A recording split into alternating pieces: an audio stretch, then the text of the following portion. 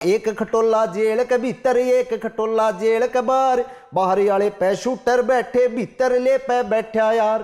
गोली बम बंदूक से आपको बहुत ज्यादा प्यार है क्या? नहीं, मुझे नहीं है। हाँ, ऐसा कुछ नहीं। तो आपका एक खटोला जेल के भीतर, एक खटोला जेल के बाहर क्यों रहता है?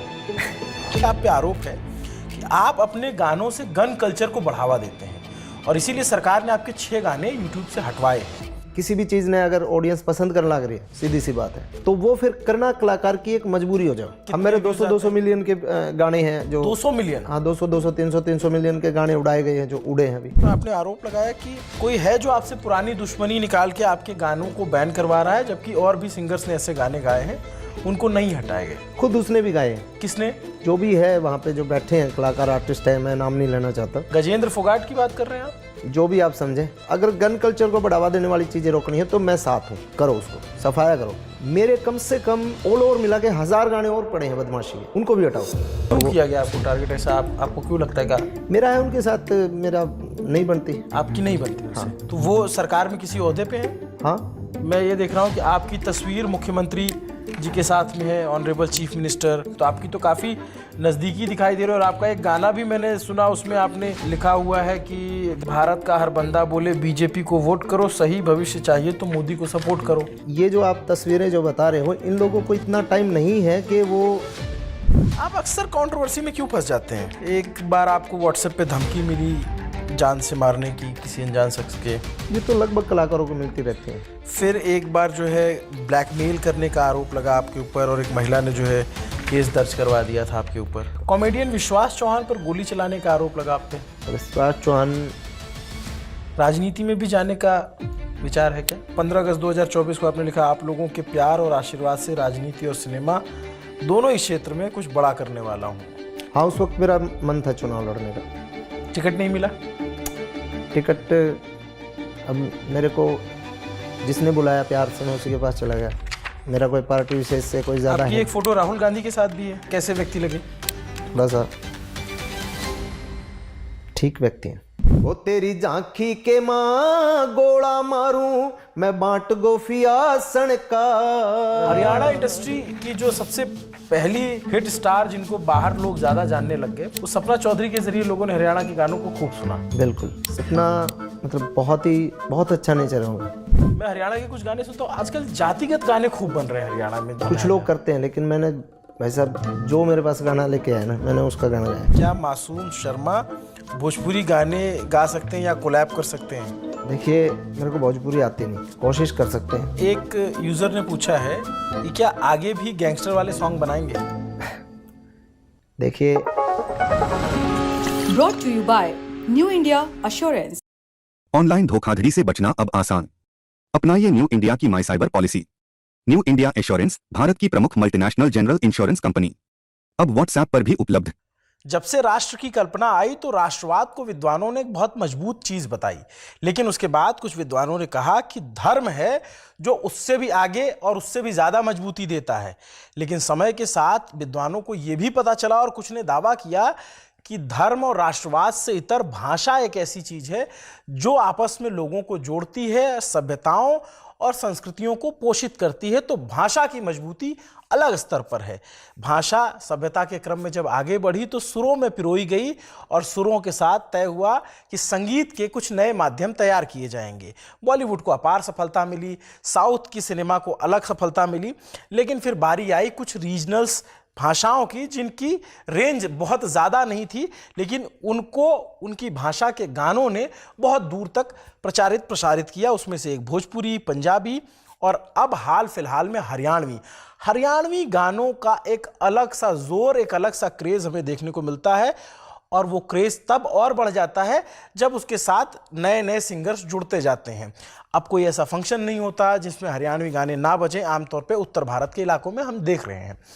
तो जब हरियाणवी इंडस्ट्री आगे बढ़ी तो उसी के साथ साथ आगे बढ़े वहाँ के सिंगर्स, उनको मिली शोहरत और शोहरत के साथ उनके हिस्से आए कुछ विवाद। कुछ गाने बहुत विख्यात हुए तो कुछ को सरकार ने नियम के तहत कुख्यात मान लिया। और इन सब पे बातचीत करने के लिए हाल फिलहाल में एक कंट्रोवर्सी हुई जिसपे एक सिंगर के गानों को बैन किया गया। नाम है उनका मासूम शर्मा। अब तक आप हरियाणा से हैं तो जान गए होंगे, और नहीं जानते हैं तो आगे बातचीत के क्रम में इनको जान जाएंगे, क्योंकि इनके बहुत सारे गाने हमने भी सुन रखे हैं। ये नहीं जानते कि हाँ ये सिंगर हैं जिन्होंने गाया है, या बहुत सारे लोग इसको जानते भी हैं। मासूम शर्मा जी हमारे साथ हैं और इनके हाल फिलहाल में कुछ गाने हटवाए गए हैं, उसको लेकर के बातचीत करेंगे, इनकी जर्नी को लेकर के बातचीत करेंगे, और हरियाणा की जो इंडस्ट्री है वो कैसे काम कर रही है, कैसे हरियाणा के गाने कैसे बन रहे हैं, उन सब पे तमाम बातचीत के लिए मासूम शर्मा जी हमारे स्टूडियो में है। नमस्ते, अभिनव पांडे नाम है मेरा। बैठकी के इस नए एपिसोड में स्वागत है आपका, और आपका भी स्वागत है। कैसे हैं आप? मैं अच्छा हूँ जी, आप बताइए। क्या चल रहा है आजकल? सभी को पता है और जी चल रहा है जो, अब क्या ही बताएं। अच्छा, नहीं चल रहा कुल मिला के। ठीक नहीं चल रहा है।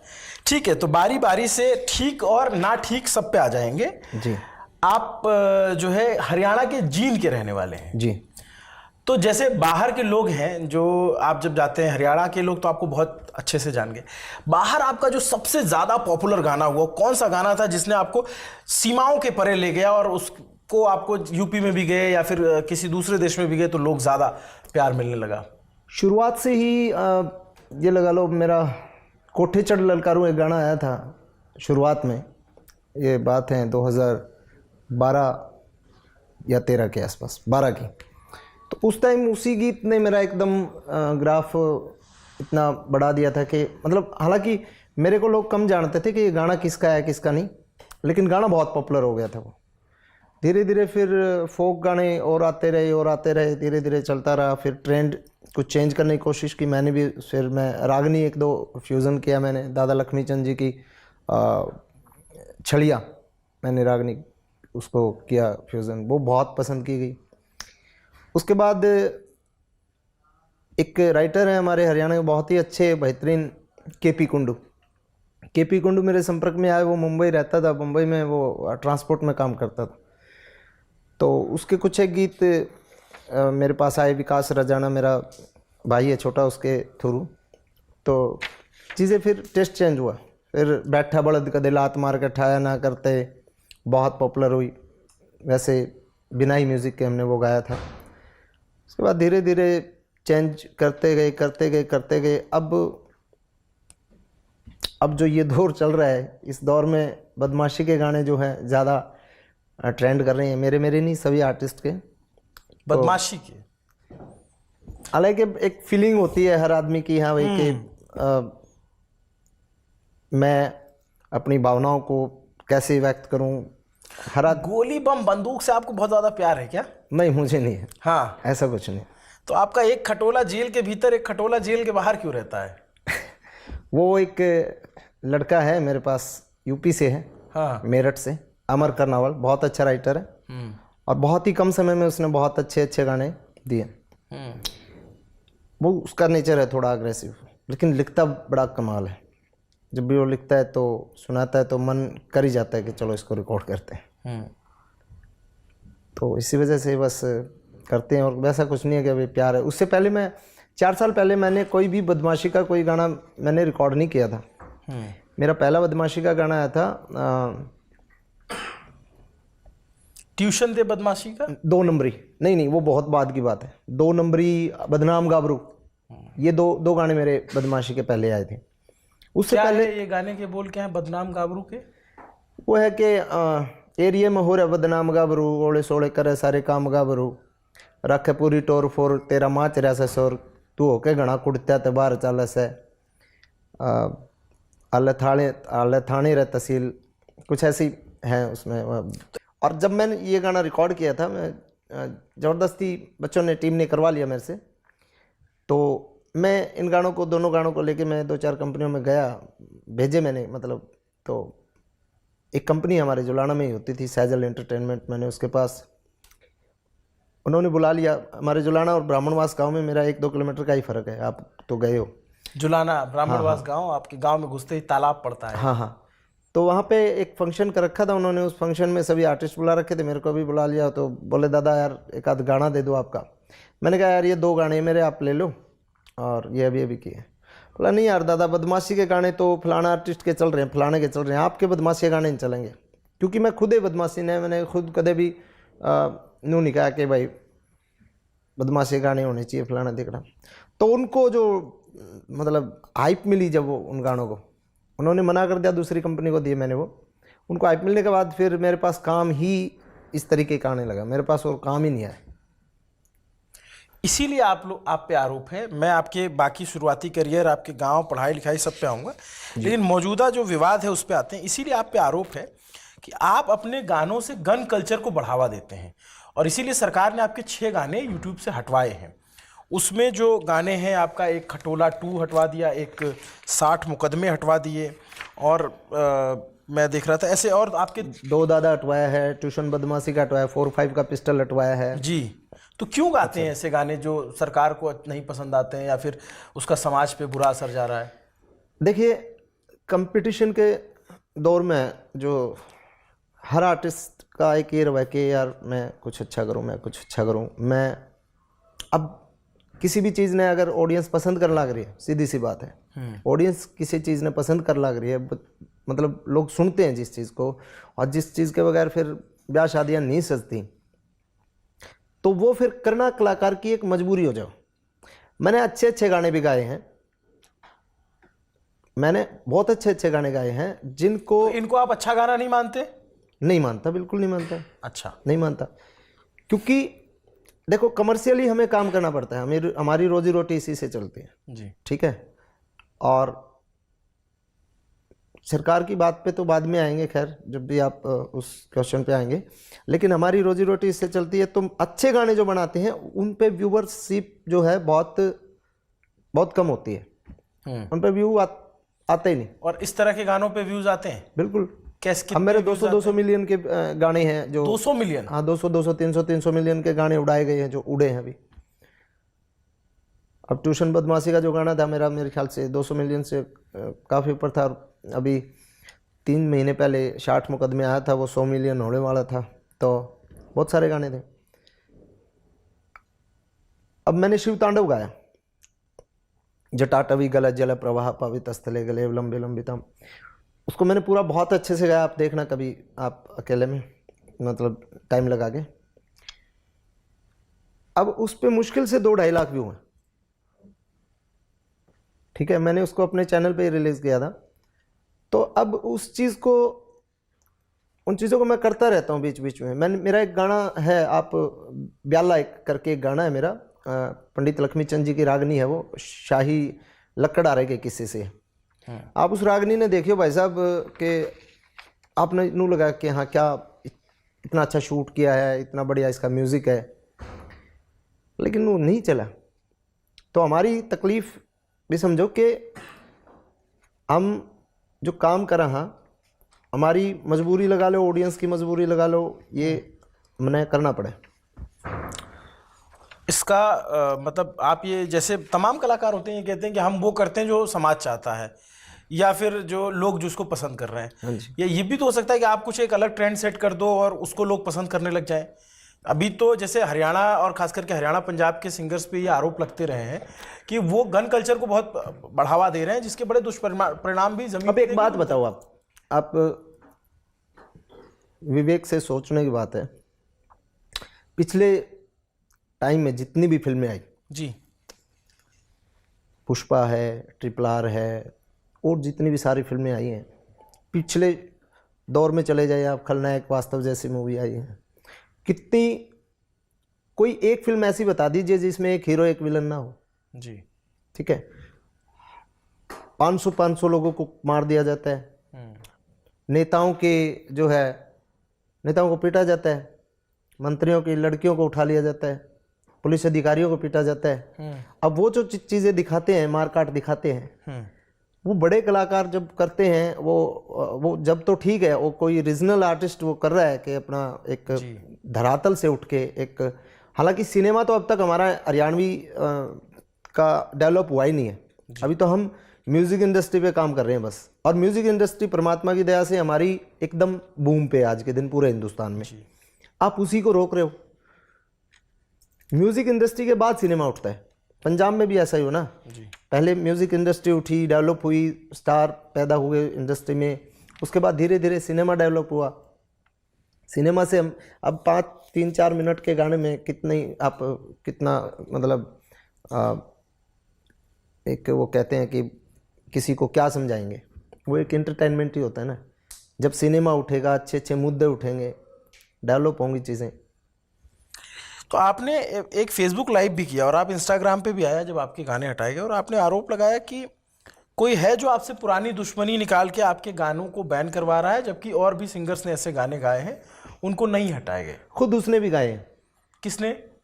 जो भी है वहाँ पे जो बैठे हैं कलाकार, आर्टिस्ट है, मैं नाम नहीं लेना चाहता। अच्छा, आप नाम नहीं लेते? जो भी आर्टिस्ट वहाँ बैठे हैं जी। आर्टिस्ट तो मैं कहूँगा ही नहीं उनको। गजेंद्र फोगाट की बात कर रहे हैं आप? जो भी आप समझें। जी। और आर्टिस्ट तो वो है ही नहीं जी। वो चले हुए कारतूस हैं जो एक बार तुक्के से कोई गाना हिट हो जाता है कई 15-20 साल पहले, और वो उसी को बुनाना चाहते हैं हर बार के हम काम कर रहे हैं, हम काम कर रहे हैं। बहुत ही वाहियात किस्म के लोग होते हैं जो बढ़ती हुई इंडस्ट्री को, अब इस इंडस्ट्री को बढ़ाने में आप सोचिए कब करमवीर फौजी कितने पुराने टाइम से उसने काम किया, उसके बाद और विकास कुमार जी आए, हट जाता वो गाना आया, हट जाता हो के बाद रामेर मेला जो है अपने, उन्होंने काम किया, अजय हुड्डा भाई ने काम किया, बहुत सारे लोगों ने ये अलग बात है किसने किस विधा पे काम किया, किसने फोक गाने के, किसने बदमाशी गाने के, किसने, लेकिन कंट्रीब्यूशन सबका है जी। इस यज्ञ में। जो आहुति है ना हर आर्टिस्ट की है, मैं जिक्र कर रहा हूँ जिसका उसकी भी है चाहे थोड़ी बहुत, लेकिन अब जब उसका कुछ नहीं चल रहा है, कुछ भी नहीं चल रहा है, उसको कोई शो नहीं मिल रहा, कुछ भी नहीं मिल रहा, सरकारी जो भी कर रहा है वो ठीक है कर रहा है, अब उसको क्या तकलीफ हो रही है कि, और तकलीफ मैं ये नहीं कहता कि गन कल्चर को बढ़ावा, अगर गन कल्चर को बढ़ावा देने वाली चीज़ें रोकनी है तो मैं साथ हूँ, करो उसको, सफाया करो। अब आप यहाँ ये लगा लीजिए इस फ्लोर पे हम कुछ गंदगी डाल देते हैं, ठीक है, उस गंदगी में कुछ पत्ते डाल देते हैं सूखे हुए, कुछ माटी डाल देते हैं, कुछ उसमें अपने पॉलीथीन डाल देते हैं, कुछ कागज़ वागज़ डाल के, और कुछ पानी डाल देते हैं। अब उस गंदगी को साफ़ करने के लिए प्रॉपर ही साफ़ करना पड़ेगा ना, ऐसा थोड़ी है उसमें पॉलीथीन उठा के कर दे, वो तो प्रॉपर। आपको इंडस्ट्री को अगर सफाई करनी है तो एक हरियाणा का यूथ जो आप बताइए, हरियाणा का यूथ 15 साल पहले किस इंडस्ट्री के गाने सुनता था? पंजाब को ही सुनता था। अब बैन कर दो हरियाणा को, हरियाणा कलाकारों का धंधा ठप कर दो, वो तो फिर भी सुनेगा गन कल्चर के गाने, पंजाब के सुनेगा। आप पंजाब के गाने बंद करवाओ, आप पूरे देश के गाने बंद करवाओ, आप देश में जो अश्लीलता जो मतलब इंस्टाग्राम के जरिए बहुत सारी, यूट्यूब पे भी आप फिल्मों में देखें, अब सारी चीज़ों पे लगाइए ना, मैं साथ हूँ। और मैं तो अपने आप को सबसे भाग्यशाली व्यक्ति समझूंगा कि इस गंदगी की सफाई की जो शुरुआत हुई है वो मुझसे हुई है। अब टारगेट करके एक आदमी को अगर आप करना चाहते हो कि एक आदमी को फाइनेंशियली नुकसान करना है, और ख़ास बात मैं आपको बताऊंगा कि जो गाने हटाए गए मेरे 6 गाने, उनमें से 3 गाने मेरे खुद के चैनल के थे। मेरे कम से कम, ज़्यादा तो नहीं कहूँगा, ऑल ओवर मिला के 1000 गाने और पड़े हैं बदमाशी के, उनको भी हटाओ। मैं बिल्कुल कुछ नहीं कहूँगा, तैयार हूँ मैं, लेकिन सबके हटाओ। मेरे से ज़्यादा बदमाशी के गाने और कलाकारों ने भी गाए हैं, उनका एक सिंगल गाना डिलीट नहीं हुआ, मतलब बैन नहीं किया गया। तो इस तरीके से भेदभाव तो नहीं करना चाहिए। तो आप जैसे जो दर्शक नहीं जानते, हम बता दें कि ये मासूम शर्मा जींद, हरियाणा के जींद ज़िले से, इनके गांव का नाम ब्राह्मणवास है, वहीं पे इन्होंने स्टूडियो बना रखा है और वहीं से गाने बनाते हैं। कई सारे गाने इनके बहुत फेमस हुए हैं, आप लोगों ने भी सुने होंगे। इनका आरोप है कि गजेंद्र फोगाट नाम के एक सिंगर हैं, और आरोप है कि वो सरकार के करीबी हैं और उनके कहने पे ऐसा किया गया। लेकिन देखिए, मैं बताता हूँ, मेरा आरोप एक तरीके से थोड़ा मैं बताना चाहूँगा आपको कि अब मुख्यमंत्री साहब है, बड़ा ईमानदार है, ईमानदार सरकार है। पिछली सरकार भी बड़ी ईमानदार थी, नौरलाल जी का टाइम हमने देखा। अब वो, उनके पास इतना टाइम होगा कि वो खुद बैठ के एक यूट्यूब खोल के एक लिस्ट तैयार करें कि हमें किसके गाने डिलीट करने, किस गानों में गन कल्चर है, किस में नहीं है। उसकी कार्रवाई करने के लिए किसी को तो बताया गया होगा ना, और उसकी कार्रवाई कोई भी करता कोई भी करता उनके अलावा तो वो 100% 2-4 गाने सबके डिलीट होने, मतलब बैन लगना चाहिए था। अकेले मेरे को जो टारगेट किया है उसके बिहाव से पे मुझे ये है कि गलत किया है। क्यों किया गया आपको टारगेट ऐसा? आपको क्यों लगता है का मेरा है उनके साथ, मेरा नहीं बनती। आपकी नहीं बनती उनसे? तो वो सरकार में किसी ओहदे पे हैं? हाँ, कल्चर का सारा मामला जो अपने हरियाणा का जो सीएम साहब का देखते हैं वो कल्चर उनका भी बयान है, क्योंकि चूंकि हम पत्रकार हैं तो हमें दोनों पक्ष रखना होता है। उनका बयान है कि मासूम शर्मा का नाम लिए बगैर एक सोशल मीडिया चैनल को उन्होंने इंटरव्यू दिया और कहा सस्ती लोकप्रियता के चक्कर में आप ऐसा कर रहे हैं। मैं कलाकारों का सॉफ्ट टारगेट हूं, मैंने किसी का गाना डिलीट नहीं करवाया, साइबर सेल द्वारा गानों को डिलीट किया जा रहा है, इसमें उनका कोई रोल नहीं है। जिन गानों पर पुलिस विभाग के साइबर सेल को आपत्ति है उन्हें ही हटाया गया है। खैर देखिए, जहाँ तक मेरी अपनी लस्सी ने कोई खाटी नहीं बताया करता मेरे भाई जी, ठीक है। वो कोई भी अपनी गलती करके बताया कौन करता कि भाई मैंने गलती करी है, तो ठीक है वो जो कह रहा है। और उसमें ये भी बताया गया कि 1-2 और सिंगर से उनके भी गाने हटाए गए, सिर्फ आपके गाने नहीं हटाए। वो 3 गाने और हटाए गए हैं जी। 3 गानों में से एक नरेंद्र भगाना जी का गाना है जी, एक अंकित बालियान का गाना है, अंकित का बाल्यान का गाना है, एक PS पॉलिस का गाना है जी। सिर्फ 3 गाने, एक गाना उनका हटाया गया है। तो हाँ, कार्रवाई तो हुई उन पे भी।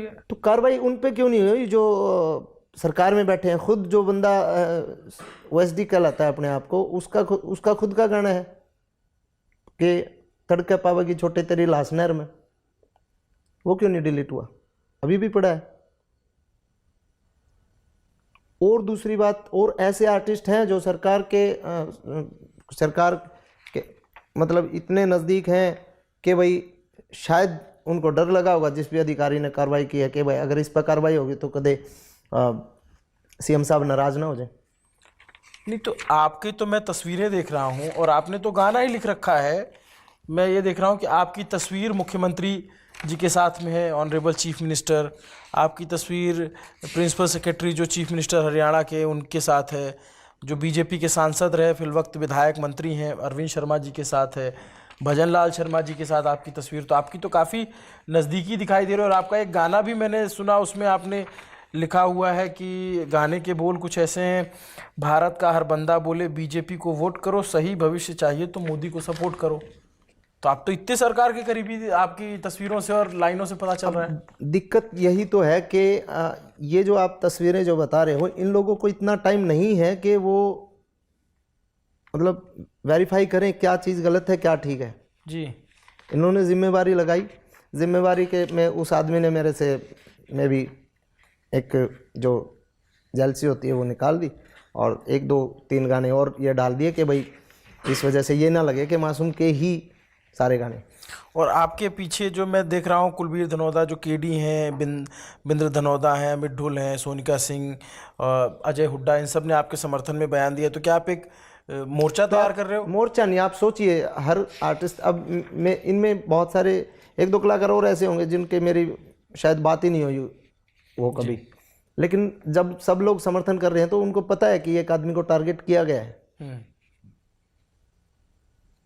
आपको लगता है कि आपको टारगेट किया गया है? बिल्कुल टारगेट किया, 100% टारगेट किया गया है। तो आप अपनी बात रख सकते हो ना जा करके कि भाई ऐसा ऐसा है और हमारी जो अधिकारी मैं हैं आप लोगों के माध्यम से रखने लग रहा हूँ जी। अब मैं ये तो है को नहीं को भाई 1 मिनट में मेरा CM साहब फ़ोन उठा लेंगे और मैं समय मिल जाएगा मिलन का, रखेंगे जिस दिन मिलेंगे उनके सामने विषय रखेंगे जी, मैं मेरे डिलीट क्यों। लेकिन आप जैसे जो गाने गाते हैं, मैं थोड़ा इन गानों के बोल पढ़ रहा था तो चूंकि हरियाणवी है समझ तो लेता हूँ, थोड़े थोड़े गाने तो सुना इंस्टाग्राम और तमाम जगहों पे सुनाई देते हैं। आपका एक गाना है तेरे यार ने खोला सेंटर ट्यूशन दे बदमाशी का। हाँ जी। तो ये इस तरीके के गाने जब गाते हैं तो ये क्या ज़्यादा पॉपुलर होते हैं? पॉपुलर की बात नहीं है, देखो। और ये गाना भी डिलीट हो गया? हाँ, ये गाना डिलीट हो गया। आपके चैनल पे था या फिर? नहीं, ये दूसरे चैनल पे था। अच्छा, आपके चैनल पे गाना एक डिलीट हुआ, खटोला 2, वो आपके चैनल पे था? हाँ, मेरे चैनल। उस पे क्या था कि एक खटोला जेल के भीतर, एक गटोला जेल के बाहर। हाँ जी। तो अब जैसे अब ये गाने डिलीट हो गए तो आप क्या अब इन गानों को आगे गाओगे? जैसे आप मुद्दा ये है, जब तक सरकार समानता नहीं दिखाती, जब तक सरकार भेदभाव बिना करे, सभी गानों पे जब तक बैन नहीं लगता, जब तक मैं गाऊंगा। और अगर सरकार एक बिना भेदभाव के अगर सफाई करेगी, और सफाई हरियाणा से नहीं होगी मेरे भाई, वो आपको पैन इंडिया करनी पड़ेगी। अब हरियाणा बैन हो गया, हरियाणा के बाद पंजाब को सुनेंगे, पंजाब भी बैन हो गया तो हम बॉलीवुड को सुनेंगे, बॉलीवुड भी बैन हो गया साउथ को सुनेंगे। मामला क्या है, ये आपको एक बड़ा कानून लेके आना पड़ेगा गन कल्चर और गंद कल्चर दोनों के खिलाफ, मतलब जो अश्लीलता है उसके खिलाफ आपको एक कानून लेके आना पड़ेगा। उस कानून के तहत एक जो ये एक साइट दें, उस साइट पे बताएं कि हम क्या दिखा सकते हैं, क्या नहीं दिखा सकते। आपका एक गाना मुझे याद आ रहा है, एक और बड़ा चर्चित हुआ है, वो चंबल के डाकू से करके कोई गाना है। हाँ, चंबल के डाकू। वो आपके चैनल पे है? हाँ, नहीं मेरे चैनल पे नहीं हुआ। अच्छा, दूसरे चैनल पे है, वो डिलीट नहीं हुआ। वो नहीं हुआ। हाँ। वो बच गया। बहुत सारे बच्चे, मैं कह रहा हूँ मेरे हजारों एक गाना में आप जो है किसी शराब के ब्रांड का नाम ले रहे हैं और 12 बजे थी चला बलंडर। हाँ। उसके बाद यूं मचा बवंडर। हाँ, वो भी नहीं डिलीट हुआ। तो ये ज्यादा गाने आपके चर्चित हुए हैं? बहुत सारे हैं। मैं तो ये लगा लो हर हफ्ते 10 दिन में एक गाना कर देता हूँ। और अपने गांव से ही सारा करते हैं? हाँ, सारा मैं काम अपने तो खटोले गाने में क्या ऐसा था, जरा आप मुझे 2 लाइन बताएंगे उसकी कि क्या ऐसा वो था? मेरे चैनल पे था ना, दिक्कत ये थी। अच्छा, वो आप टारगेट क्या है कि उन्होंने पूरे मतलब आपका आरोप है कि आपको रेवेन्यू के तौर पे लॉस में लाने के लिए कोशिश की गई? जी जी। क्या है उस गाने के बोल, थोड़ा बताएंगे आप? उसका है, यार थारी जिंदगी कटे बोझ में, मारी मौज में कटरी से, तू फोन पे गुंडा पक थाई बशामी क्या ते फटरी से, एक बात बता चल मित्र, गोली मारूं तेरे छितर, अरे यार तो जाएंगे भीतर, तन्ने मरवा कहने से परिवार, एक खटोला जेल के भीतर, एक खटोला जेल के बाहर, बाहर वाले पे शूटर बैठे, भीतर ले पे बैठा यार। तो इस गाने पे सरकार को आपत्ति हुई? जी। तो अब जैसे अब आपके कॉन्सर्ट होंगे या आप मंचों से परफॉर्म करते हो तो लोग डिमांड करते हैं ये गाने आप तब गाओ? डिमांड जो हिट है उन्हीं की तो करेंगे ना। तो ये आपका हिट गाना था? हाँ, सभी जो बड़े गाने थे मेरे वो उड़ाए गए।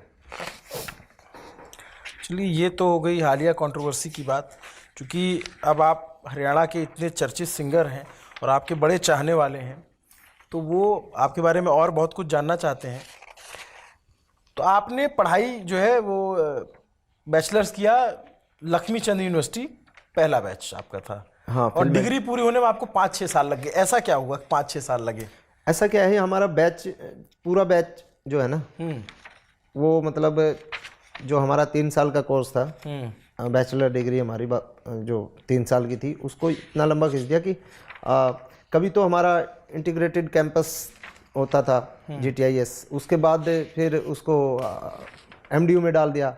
MDU में डाल दिया, उस टाइम हुड्डा सरकार होती थी, फिर बीजेपी सरकार ने आते ही फिर उसको शायद में भी अलग किया, या फिर मतलब कुछ राजनीतिक लफड़ों में हमारा कैंपस वो फंसा रहा, क्योंकि वो हुड्डा सरकार के टाइम पे बना था। अच्छा। हाँ। और जब आप 6वीं 7वीं में पढ़ते थे तो मुंबई क्यों भाग गए थे? वो तो बस कीड़ा था ना कलाकारी का, वो शुरू से ही। अच्छा, शुरू से एक्टिंग का ज़्यादा रहा है मुझे शुरू से ही। अच्छा। मैं अभिनय फील्ड में ही काम करना चाहता था, सिंगर तो बाई चांस बन गए, क्योंकि फिर मुंबई गए, बच्चे थे, डर गए मुंबई से, तो फिर यहीं पे रह के अपना छोटा मोटा तो घर से पैसे लेके भागे थे आप? हाँ, मेरी माँ के पैसे चुराए थे मैंने। कितने थे? 7-8 हज़ार रुपये थे उस टाइम, 8 हज़ार। तो 6वीं 7वीं क्लास में तो बहुत छोटी उम्र रहती, तो डर नहीं लगा इतना बड़े शहर में जा रहे हैं बिना कोई जान पहचान? मैं नहीं था, मैं 8वीं क्लास में था। अच्छा, फिर भी छोटे ही थे। हाँ, छोटा था मैं, 8वीं क्लास में था। और उस वक्त कुछ एक पैसे तो मेरी माँ के चुराए थे मैंने, और कुछ एक पैसे एक मेरे चाचा जी हैं पड़ोस में, राजू, तो वो राजू चाचा ने कुछ पैसे दिए मेरे को, 20,000 रुपये, और वो उनको जाना था ड्यूटी पे, वो रोहतक जाते ड्यूटी पे, तो कोई पता नहीं किस चीज़ की किस्त विस्त थी, वो LIC का काम करते थे। अच्छा। तो उन्होंने बोला कि 20,000 रुपये तेरे चाचा सतीश थी दिया, तो 20 में आ गए मेरे गोज में। तो वो सारा फिर बढ़िया बजट बन गया माही साल। हाँ। फिर मैं घर से भाग के गया था। तो घर पे किसी को नहीं बताया? नहीं, किसी को नहीं बताया। फिर बाद में वहाँ पहुँच के मैंने बॉम्बे सेंट्रल जनता एक्सप्रेस में गया था मैं बैठ के। ठीक है। 300 ₹38 की शायद टिकट होती थी उस टाइम। ठीक है। तो वहाँ जाके फिर मैंने क्या देखा वहां जाके? कॉल किया था। कुछ नहीं, थोड़ा घबराया। मैं अकेला नहीं गया था, मेरे साथ 2-3 साथी और गए, 3 साथी गए थे हम। अच्छा, हाँ, तो गए बढ़िया, मेरे जू स्कूल बीच के वीच साथी देखा? थे, मतलब मेरी क्लास के ही। तो बीच वीच देखा सब कुछ वहां पे, या फिर स्टेशन से ही वापस नहीं, आ गए? बीच बीच का शौक था नहीं ना। मेरे पास एक फिल्म एक्टिंग गाइड थी, उस फिल्म एक्टिंग गाइड में सभी मतलब हर हीरो के, हर स्टूडियोज के नंबर थे, अच्छा। Phone number. बस उन्हीं से स्टूडियो देखना है, भाई मान लो राजश्री प्रोडक्शन में जाना है, वो देखना है कैसा है, और ये अपना भाई अमिताभ बच्चन का बंगला देखना है, शाहरुख खान का बंगला देखना है, बस वो चीज़ें थी। तो ये सब किया? हाँ, सब किया। कितने दिन रहे मुंबई? मुंबई में 2 बार गया। एक बार तो मैं 1 महीना रहा था। नहीं नहीं, जब पहली बार भाग के गए थे घर से? उस वक्त तो मेरे ख्याल से हम रहे थे, हम 3 गए थे। 3 में से एक तो पहले ही भाग के आ गया था। बांद्रा स्टेशन आता है बीच में, शायद बांद्रा से ही वो रोने लग गया, बोला मैं भागता हूँ। वो फिर वापसी मतलब आ गया। हम 2 बच गए थे वहाँ। 2 हम रहे थे 15 दिन के आसपास। 14-15 साल के रहे होंगे आप? हाँ।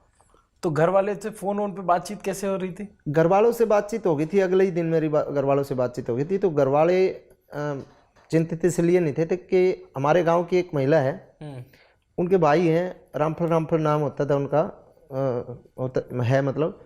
तो रामफल जी वहाँ ट्रांसपोर्ट कर रखी थी उन्होंने, दाना बंदर में। तो वहाँ पे मैंने जब सेंट्रल मुंबई से फ़ोन किया ना कि मैं बॉम्बे आ गया, तो घर वाले ने सोची चला तो गए, कोई बात नहीं, यू सेफ कुकर हुआ है। तो घर वाले ने कहा कि वहाँ पे यो नंबर है, रामफल है तेरा मामा लाग घर, उसके पास तू चला जा। तो वहाँ मैं रामफल के पास गया, उसने हमारे को जगह दे दी, भाई अपने साढ़े ट्रांसपोर्ट में सो जाया करो। तो खाना पीना खर्चा का खातर हम ले रहे थे पैसा। हम दोनों अपना घूम फिर के आते, फिर रात में फिर दाना बंदर अपना ट्रांसपोर्ट में। इतने दिन सब सारे हीरो हीरोइंस के घर देखे? हाँ, घर देखे सबके। फिर वापस आए तो घर वालों ने कहा कि आजा, अब इब बेरा पाटेगा तुझे हरियाणा में। वापस आए जब पैसे खत्म हो गए ना, फिर फ़ोन करा हमने। मैं कहा, जब घर वाले कह रहे थे कि आ जाए, तो हमारे पैसे ख़त्म हो गए। फिर मेरे भाई ने रामफल शर्मा के 5,000 रुपये अकाउंट में डलवाई, फिर उससे हमने कैश लिया। फिर हम वो 5,000 और 2-3 दिन ख़त्म करके फिर लास्ट टिकट के कुछ एक पैसे बच गए थे, फिर हम टिकट लेकर बैठे। मतलब फुल बदमाशी शुरू से चल रही है। शौक था। फिर भी हमने लास्ट में बीच में एक वडोदरा है, वडोदरा में सागर फिल्म एकेडमी है इनकी, जो प्रेमानंद नहीं, महाराज नहीं, जिन्होंने रामायण बनाई, महाभारत बनाई, रामानंद सागर जी, रामायण सागर। हाँ, उनकी एक एकेडमी है। फिर मैंने रास्ते में हम वडोदरा उतर के हमने उसको विजिट किया। वहाँ पे फिर 3 महीने का एक एक्टिंग कोर्स था, उसकी 50-60 हज़ार रुपये फीस थी। तो देख के हम आ गए। पढ़ाई में मन नहीं लगता था? पढ़ाई में मन कम था, बस अपनी इसी। पेंटिंग में मन लगता था? हाँ, पेंटिंग में करता था। हैं? पेंटिंग का कैसे पता लगा आपको? भाई साहब पत्रकार हैं तो पता लग जाता है। हाँ, पेंटिंग मेरा सबसे पहली जो शौक था मेरा कलाकारी का, मतलब 4-1 क्लास में थे हम, तीसरी चौथी 5वीं थे, शौक था। पता तो हमें ये भी लगा कि आपको नहाना नहीं पसंद था, मम्मी बहुत मार मार के नहलाती थी। हाँ, ऐसा था बचपन में। हाँ। फिर जब मुंबई से वापस आए तो घर पे क्या हुआ? आरती उतारी गई? घर पे किसी ने मारा नहीं मेरे को। हाँ। पता नहीं, घर वाले शायद इस वजह से डर रहे थे कि बच्चा कोई गलत कदम ना उठा ले, तो मेरे साथ मार पिटाई नहीं करी। परिवार सारा इकट्ठा हो रहा था, तो माहौल वैसे पिटाई होती थी बचपन में? बहुत ज़्यादा।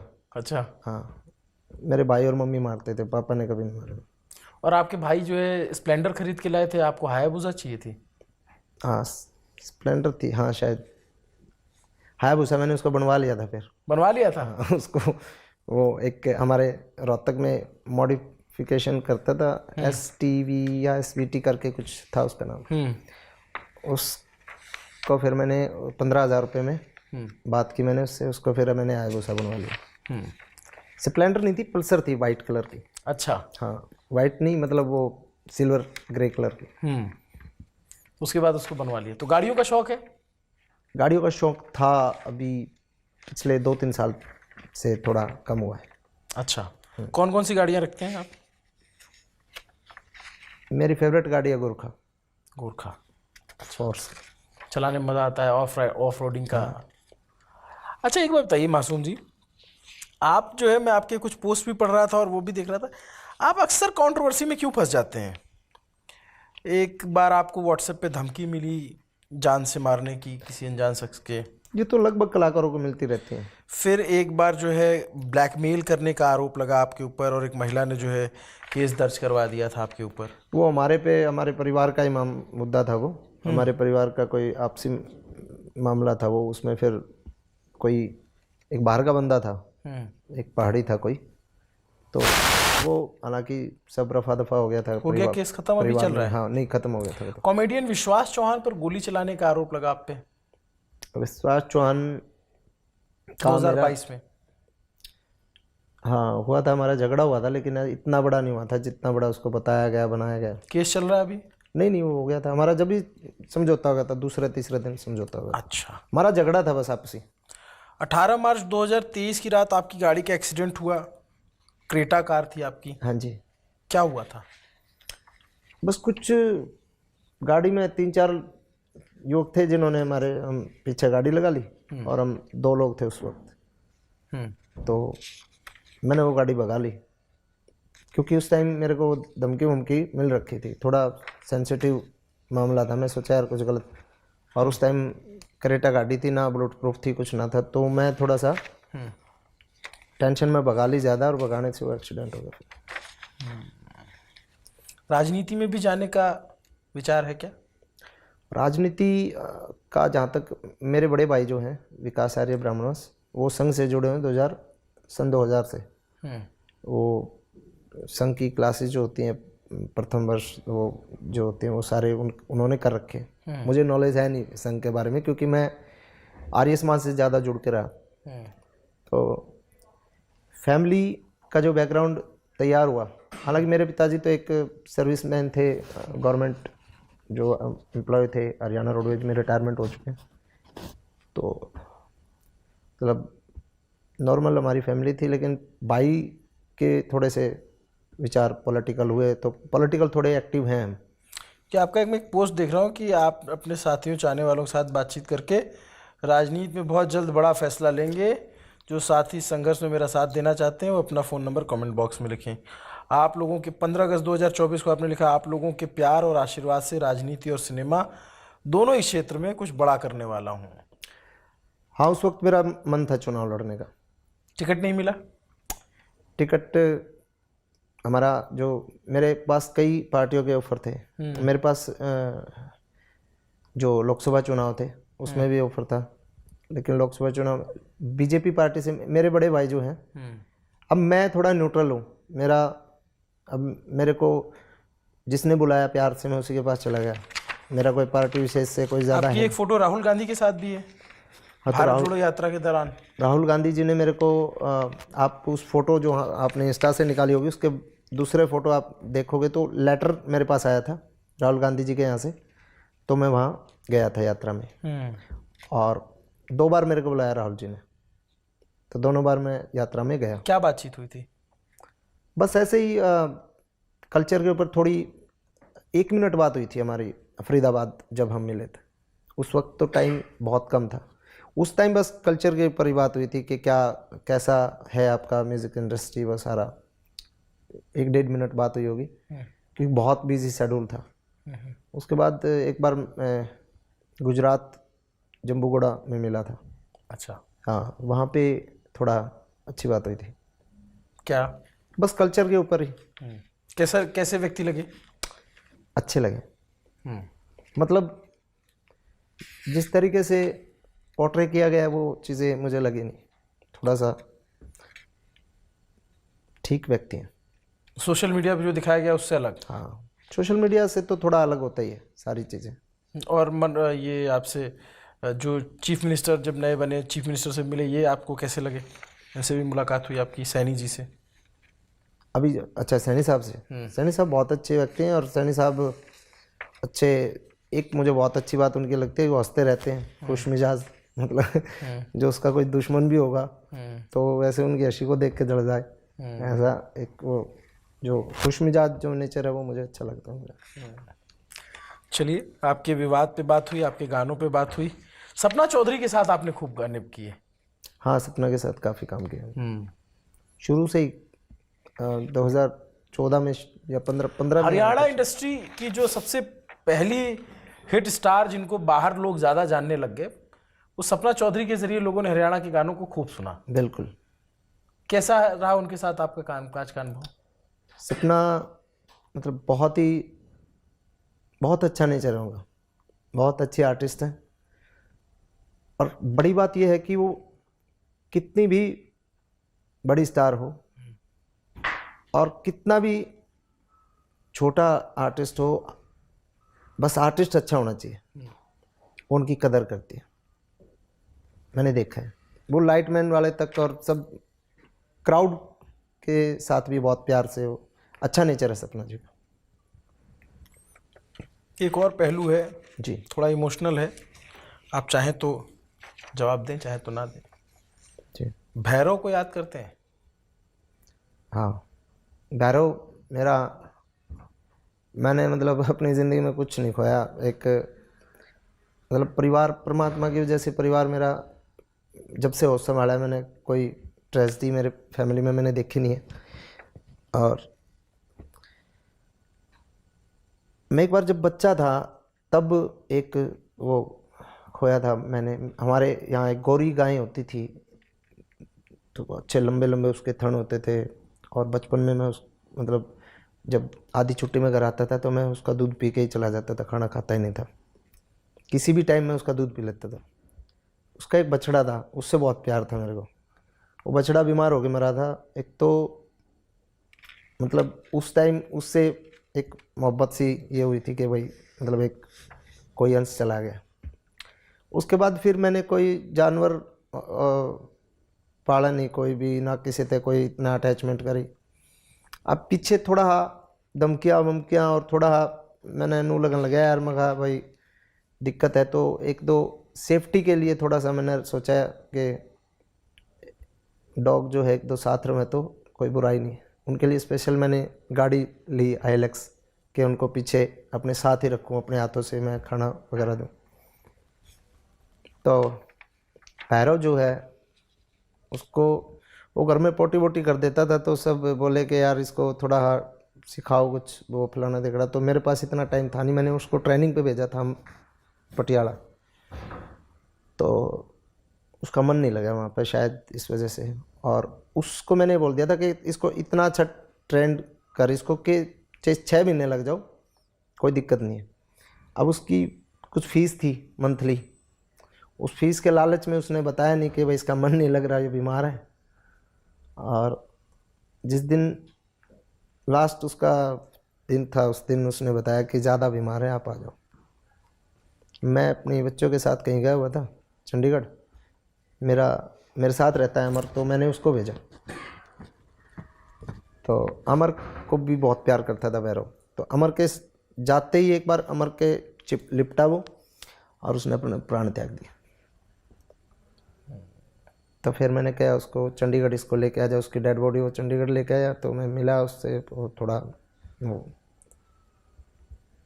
फिर मैंने बोला कि इसको घर ले जा और अपने खेत में मैंने कुछ एक पौधे लगा रखे हैं, बाग है मेरा, तो मैं उस बाग में अपने इसको दफना दे।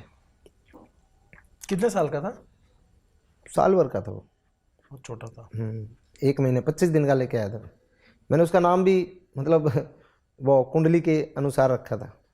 जहाँ से मैं उसको लेके आया था उसको पूछा मैंने कितने बजे इसका जन्म हुआ है, कैसे क्या हुआ, सारा उसको उस तरीके से उसका नामकरण करवाया मैंने।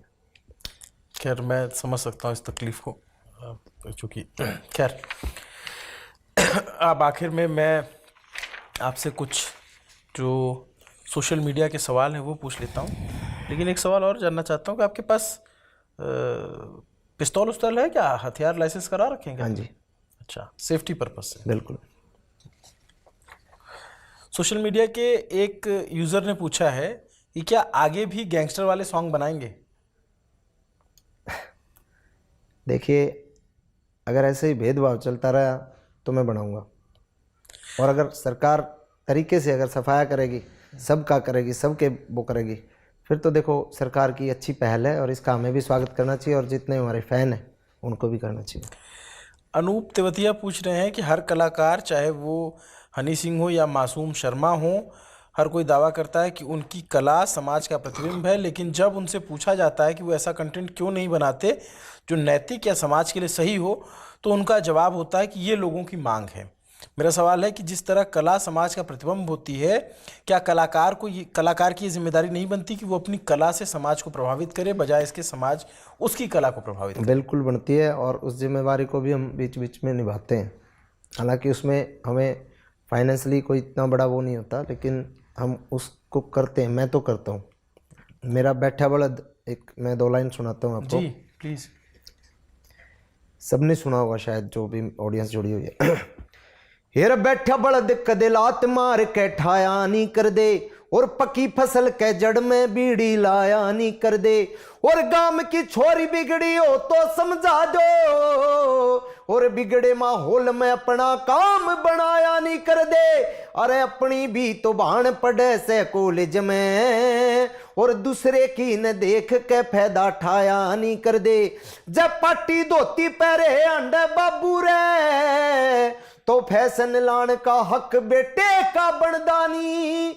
जय गाली दे दी कोख ते जमन आली ते, तो वैष्णो देवी जान का हक बेटे का बनदानी। तो ये कविता बहुत ज्यादा पसंद करी गई थी मेरी, बहुत और ज्यादा। आप रागनी भी बहुत गाते थे। हमने रागनियाँ भी बहुत गाई है, छलिया बालकपन का गाई है, और बहुत सारी रागनियाँ मैंने गाई है। कौन सी सबसे ज्यादा की फेमस जो हुई थी वो ये है, ओ तेरी झांकी, ओ तेरी झांकी के माँ गोला मारूं मैं बांट गोफिया सन का, एक निशाना चुकन दूना मैं छड़िया बालक पने का। हो तेरी झांकी के माँ गोला मारूं मैं बांट गोफिया सन का, एक निशाना चुकन दूना मैं छड़िया बालक पने का।